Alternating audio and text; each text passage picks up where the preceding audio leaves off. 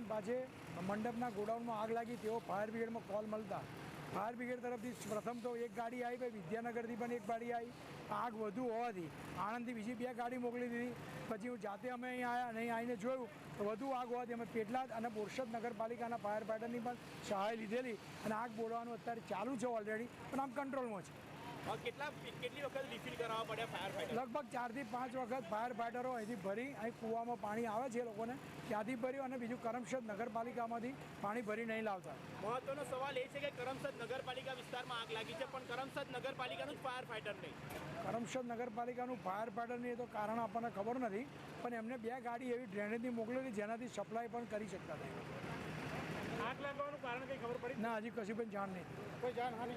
કોઈ જાતની જાનહાનિની કોઈ હજી જાણકારી મળેલ નથી, પણ અમારા આણંદ નગરપાલિકાના પ્રેસિડેન્ટ તથા કારોબારી સભ્યો દરેક જણ અહીંયા આગળ આવે, સચિનભાઈ પટેલ, દરેક મિની કાઉન્સિલર અહીંયા વ્યવસ્થામાં જ